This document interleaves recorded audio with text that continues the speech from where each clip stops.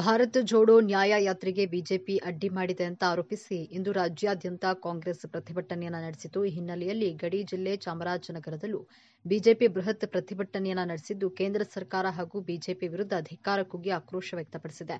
ಸ್ಥಳೀಯ ಶಾಸಕ ಪುಟ್ಟರಂಗಶೆಟ್ಟಿ ನೇತೃತ್ವದಲ್ಲಿ ನಡೆದ ಪ್ರತಿಭಟನೆಯಲ್ಲಿ ನೂರಾರು ಕಾಂಗ್ರೆಸ್ನ ಕಾರ್ಯಕರ್ತರು ಭಾಗಿಯಾಗಿದ್ದರು.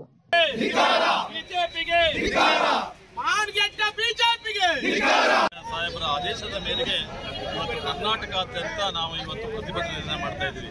ಯಾಕೆಂದ್ರೆ ಇವತ್ತು ನಮ್ಮ ಪಕ್ಷದ ನೇತಾರರು ರಾಹುಲ್ ಗಾಂಧೀಜಿ ಅವರು ಮಣಿಪುರದಿಂದ ಭಾರತ್ ನ್ಯಾಯ ಜೋಡೋ ಯಾತ್ರೆಯನ್ನು ಯಶಸ್ವಿಯಾಗಿ ನಡೆಸ್ತಾ ಇದರಿಂದ ಅದನ್ನು ಸಹಿಸಲಾರದೆ ಒಂದು ಏನು ಯಶಸ್ವಿ ಈಗಾಗಲೇ ಅವರು ಕರ್ನಾಟಕ ಮತ್ತು ಈ ಭಾಗದಲ್ಲಿ ಯಶಸ್ವಿ ಮಾಡಿ ಬಹಳ ಹೆಸರು ಮಾಡೋದ್ರಿಂದ ಅಲ್ಲಿಯೂ ಇದೇ ತರ ಯಶಸ್ವಿ ಆಗುತ್ತೆ ಅಂತ ಹೇಳಿ ಅದನ್ನ ಸಹಿಸಲಾರದೆ ಬಿಜೆಪಿಯವರು ಗೂಂಡಾಗಳ ಬಿಟ್ಟು ಅವರ ಮೇಲೆ ಹಲೆ ಮಾಡುವಂತ ಪ್ರಯತ್ನವನ್ನು ಮಾಡ್ತಾ ಇದ್ದಾರೆ.